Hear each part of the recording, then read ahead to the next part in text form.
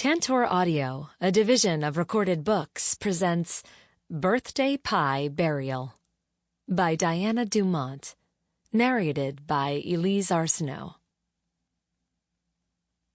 Chapter 1. Edgar Bates was the most energetic 100-year-old you'd ever see, and as we neared the 4th hour of his birthday celebration, he seemed to only get more energetic. While many people who were decades younger than him were starting to show signs of weariness, Edgar was still talking and laughing loudly, telling anyone who would listen about the great birthday speech he planned to give.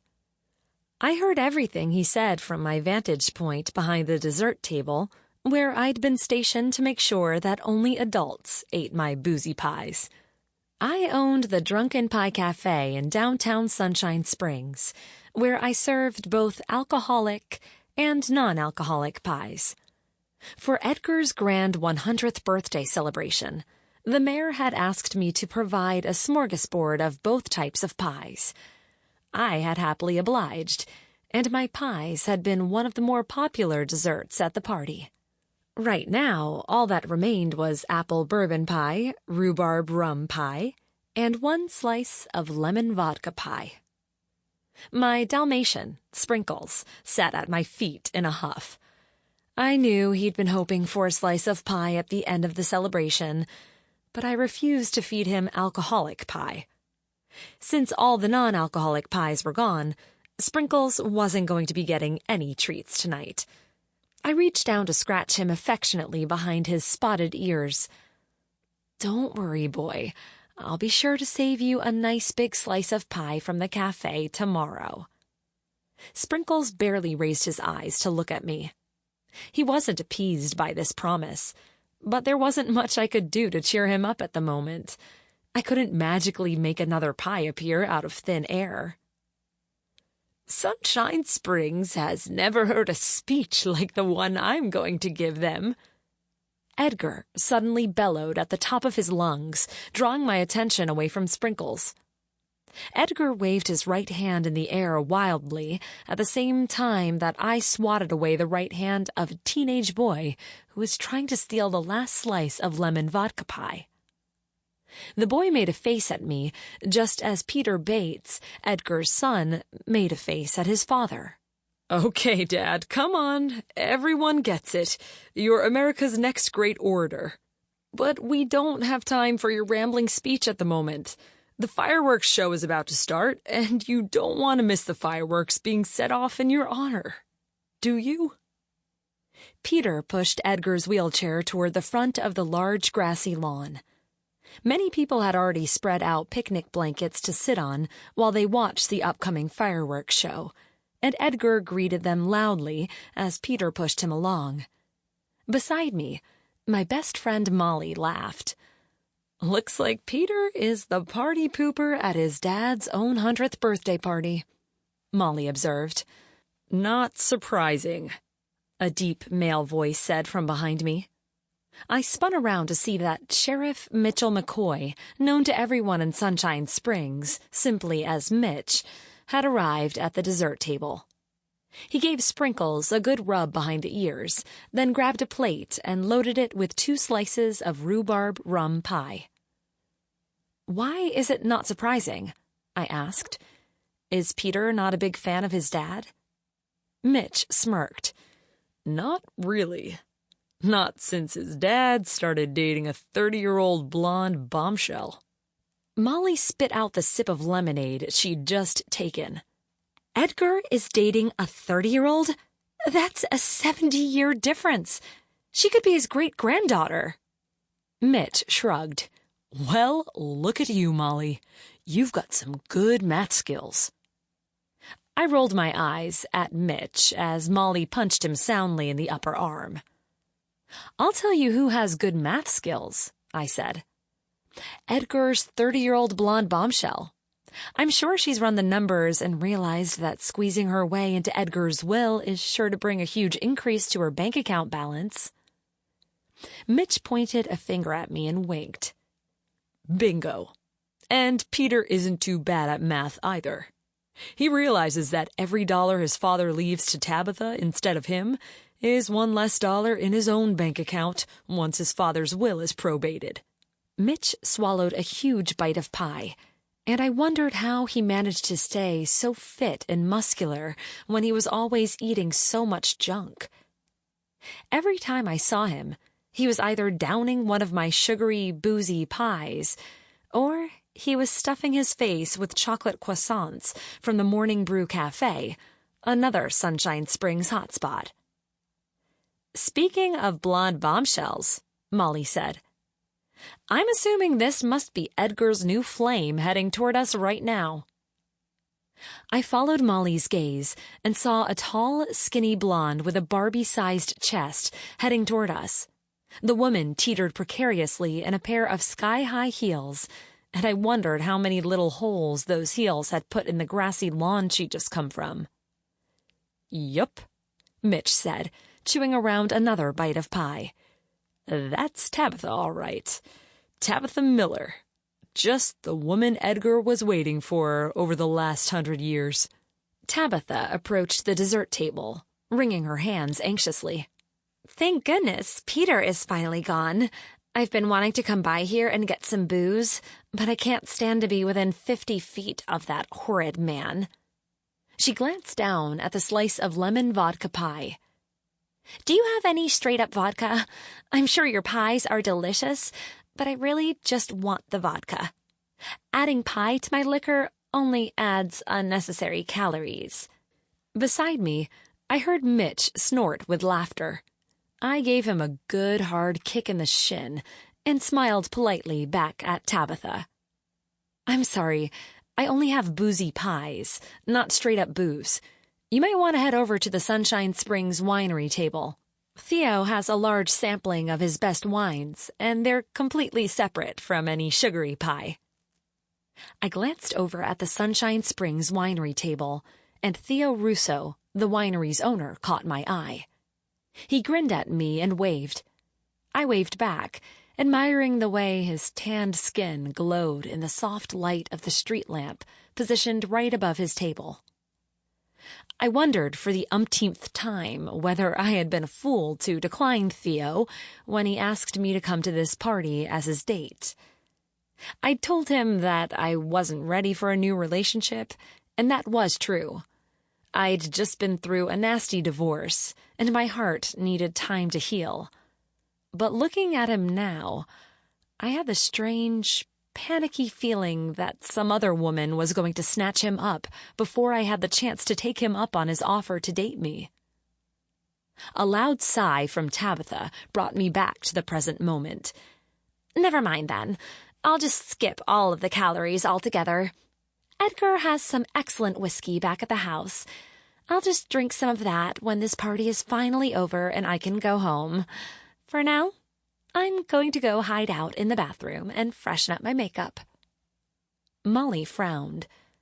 "But the fireworks show is about to start. You'll miss it."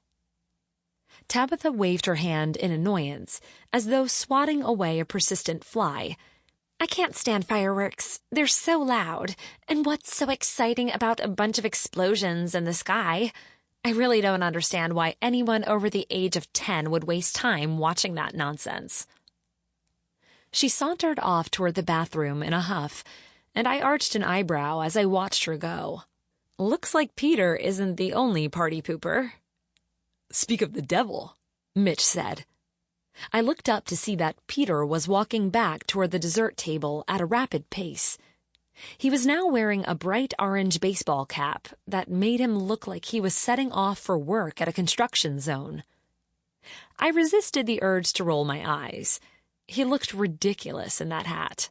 My own grandmother was a fan of bright neon outfits, but she pulled them off much better than Peter did. I'd seen Grams earlier in the evening and had dutifully admired her hot pink shift dress.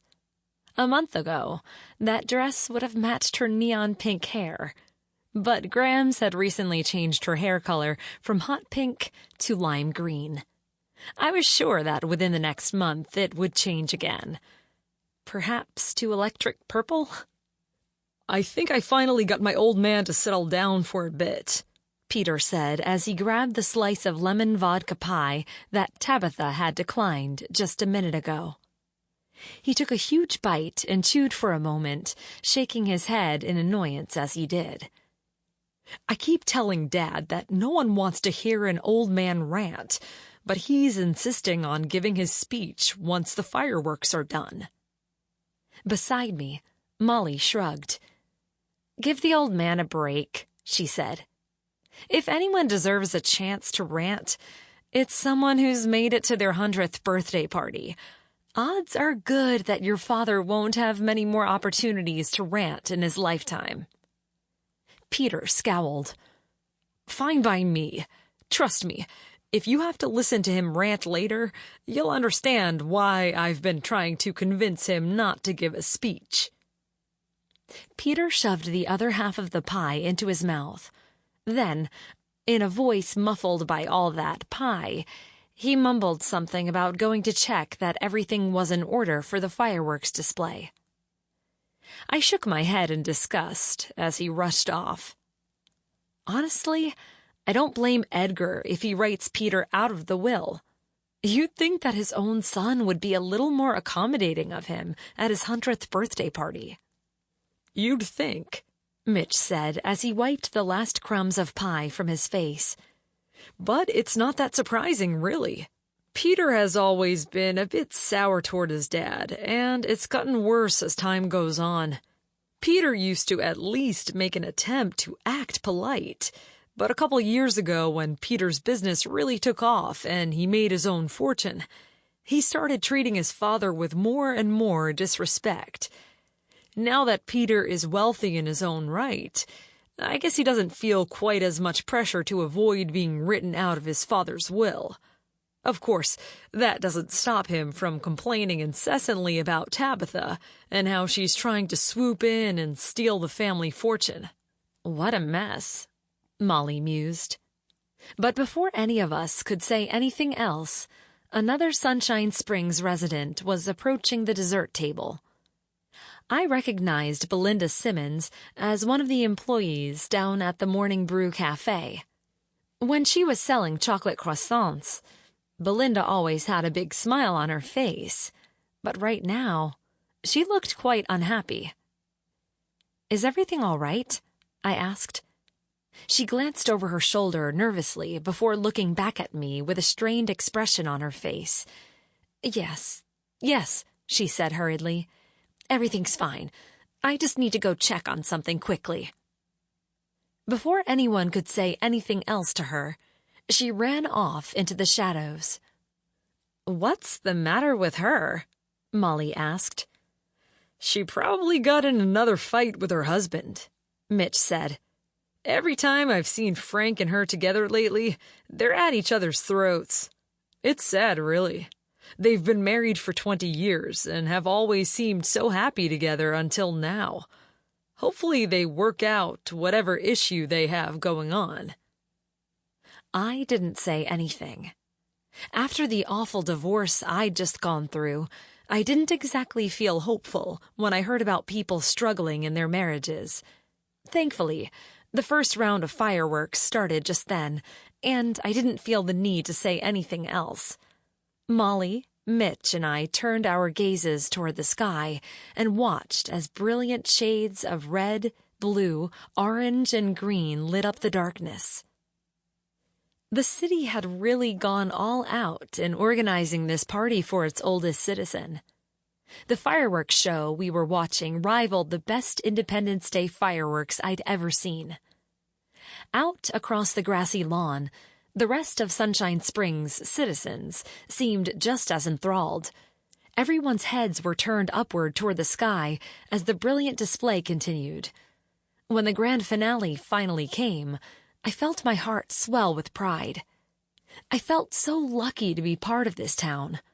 When I first moved here from San Francisco, I hadn't been sure that the locals would ever accept me as one of their own. Grams had promised me that it would just take time, and I should have trusted her. She'd lived in Sunshine Springs her whole life, so she knew the people well. Still, I'd worried. But she'd been right. Now I truly felt at home in this close-knit community. As the finale ended, a moment of quiet passed over the expansive, grassy lawn. When it was clear that the show was really done, cheers started going up. At the front of the crowd, I saw Edgar struggling to stand out of his wheelchair. He raised his hands high and clapped, clearly pleased with the fireworks that had been set off in his honor. Suddenly, one more loud boom rang across the field. I looked up at the sky, expecting one last firework. But the only light in the sky now came from the stars and the crescent moon. Confused, I lowered my gaze. And then I heard another sound. Screaming. Loud cries of, "He's been shot! He's been shot!" ran across the field. Everything seemed to erupt into sudden chaos. People were standing up from their picnic blankets and running. Some ran away from the front of the crowd, and some ran toward the front. I looked at where Edgar had been, hoping that someone was helping him in the midst of the commotion. But I couldn't see him any longer. His wheelchair still sat there, but it looked empty. Where was he? Surely he wasn't trying to run all by himself. I looked around, expecting to see him hobbling off the field without assistance. He was just spunky enough to attempt to take off on his own in the midst of an emergency instead of waiting for help from Tabitha, Peter, or someone else nearby. Not that Tabitha or Peter were nearby at the moment. Tabitha was still hiding out in the bathroom, as far as I knew, and I hadn't seen Peter come back from checking with the pyrotechnics about the fireworks show. "Oh, no," Mitch suddenly said beside me. Then he took off running toward the field, yelling, "Police! Police! Out of the way!" As the crowd parted to make way for him, I saw that he was heading toward a crumpled heap of a man that was lying next to Edgar's wheelchair. A crumpled heap of a man that looked exactly like Edgar. Chapter 2. Without thinking, I started running after Mitch. Sprinkles followed right on my heels, barking excitedly as he ran. "Izzy, wait!" Molly called from behind me. I barely heard her. A sick feeling of dread was growing in my stomach. The glimpse of Edgar I had seen through the crowd had not looked promising. I wasn't sure what I could do to help, but I had to at least try to do something. When I arrived at the front of the field, Mitch was already there. So was Theo. He must have run over from the winery's table as soon as he heard the screaming start. Right now, Theo was bent over Edgar's body, trying to perform CPR. To my surprise, I saw that Theo had tears in his eyes. "Come on, buddy," Theo said between attempts to reinflate Edgar's lungs. "Come on. Just hang on until the paramedics get here." But it was no use. The pool of red blood underneath Edgar's body grew larger by the second. Eventually, Mitch gently reached down to pull Theo back. "It's no use," Mitch said. "He's gone." The paramedics were rushing up, but Mitch was right. Edgar had died at his own 100th birthday party. I clasped my hands over my mouth in shock. The sight of all that blood was making me a bit woozy, and I didn't understand what had just happened. All around me, people were screaming. Several people were saying something about a gunshot, but my mind refused to comprehend the words. To my relief, I caught a flash of lime green off to my left. Grams was running up to me, and I held onto her arm like she was a life raft and I was drowning in a churning ocean. "Are you all right, Izzy?" Grams asked me. "Yes," I stammered out, "but I don't think Edgar is." Grams shook her head sadly, her lime green bob bouncing from the movement. "No, she said as we both stared down at Edgar's body, which was now surrounded by paramedics. I think Edgar is far from all right. All around us, people were crying and screaming. Mitch was trying to calm them down and was yelling at everyone to stand back. But no one seemed to be listening to him. Everyone was in a state of shock. And that shock only increased when one of the paramedics looked up and shook his head. "Dead on arrival. He's a goner." Gasps ran out across the crowd, followed by both angry screams and horrified sobs. I clung to Graham's arm for dear life, and beside me, Molly came up and clung to my arm. "I don't believe it," Molly said, staring down at Edgar's lifeless form. Theo came and stood beside us, too, shaking his head in shock. More Sunshine Springs police officers had arrived on the scene and were trying to push back the crowds. "Everyone back," they yelled. "This is a crime scene. Everyone back." Slowly, the police managed to clear a space around Edgar. I wanted to look away, but I couldn't. My brain wouldn't let me stop staring until I understood what had happened. As though he knew how confused I was, Theo started to explain. "He was shot when he stood at the end of the fireworks show to applaud. Someone shot him." The sick feeling in my stomach started growing larger once again. But who would do that? Who would shoot an old man at his 100th birthday party? Just then, an almost inhuman scream pierced through the night. When I looked in the direction of the scream, I saw Tabitha running through the crowd, hobbling horribly as she tried not to fall over on those ridiculous heels she was wearing. "Edgar! My Edgar!" she wailed. When she reached the body, she threw herself down across it, not seeming to notice as the dark blood stained her pale pink dress. I hated to be so cynical, but I wondered if she was really feeling grief at that moment, or if she was putting on a show. If Edgar had written her into the will, I was sure people would question how real her relationship had been with her lover, who was 70 years her senior.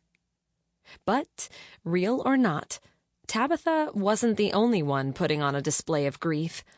Another horrified shout rang across the lawn, and I looked over to see Peter running toward the scene. "Dad!" he yelled. "Dad, no! No, no, no!" Peter threw himself toward the body as well, conveniently pushing Tabitha backward as he did. "Don't push me away!" she yelled hysterically. "He loved me more than you, and you know it." "You're crazy," Peter snarled. "I'm his only son. You're just a low-life gold digger who was trying to swindle him out of his fortune. Both of you need to step back," Mitch roared over the noise. "This is a crime scene, and you're contaminating it." Peter and Tabitha continued to yell at each other, even as several police officers stepped in to pull them away from Edgar's body. I finally looked away. "Come on," I said to Molly. "Let's clean up the dessert table so we can get out of here. This party has turned into a disaster."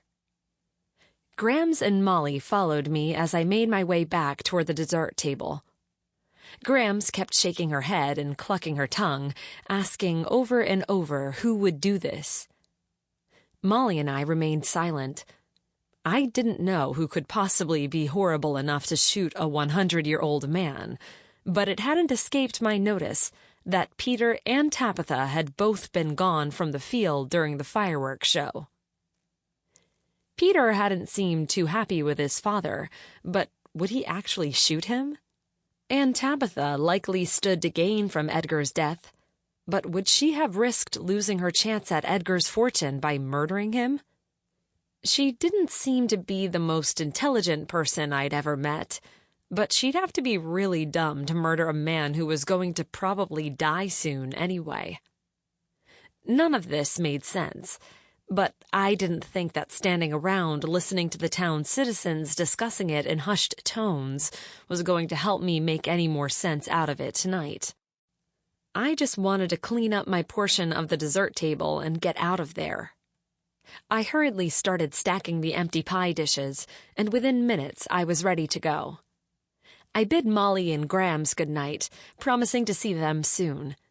They seemed just as eager as I was to get going. But Sprinkles hesitated and whined softly as I turned toward the parking lot. I turned back toward him. "What is it, boy? There's nothing left to do here. We should get home." He whined again, and I looked in the direction he was looking. I felt an uneasy feeling pass through me as I saw a lone figure running through the shadows, a lone figure that looked like Belinda Simmons. Why was she slinking away like that? That seemed awfully suspicious, but I pushed the worry out of my mind. Belinda might have been acting strangely lately, but I couldn't see any reason she would be connected to Edgar's murder. What motive would she have had to kill off the old man? Still, I figured I should try to mention it to Mitch tomorrow. He would want to know about anything suspicious that had happened at the party, and he would definitely want me to tell him what I'd seen instead of trying to chase down Belinda myself. Mitch didn't like it when I tried to play detective. Not that that had stopped me before, but I was trying to do a better job of minding my own business. "Come on, Sprinkles," I said. "Time to get out of here before we get any more tangled up in this mess." Chapter 3. As expected, the murder of Edgar Bates was all anyone talked about the next day. I was determined not to get involved in this case, but it was hard to turn a deaf ear when every single person who came into my pie shop was discussing it. Even the tourists were talking about it. Tourist season was slowly winding down, but we still had quite a few people coming through from the big city, aka San Francisco, and even the tourists had heard about the shocking shooting of Sunshine Springs' oldest resident. Those tourists all asked me what I knew about the situation, and I tried to tell them I didn't know anything. But inevitably, one of the locals would pipe up and insist that I did. "But surely, Izzy, you must know something," they'd say. "You were right there when it happened, after all. I saw you standing next to Edgar's body." I tried to explain that I hadn't exactly been right there when it happened.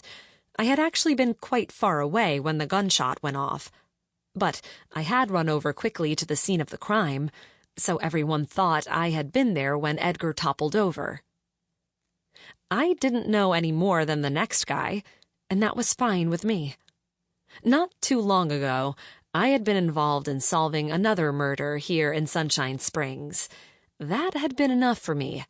I had no desire to become a regular sleuth, but apparently, people in Sunshine Springs didn't forget things easily. All the locals kept reminding me that I was a good detective and asking me what I thought of this case. What I thought of this case was that it was pretty obvious who the most likely murderer was.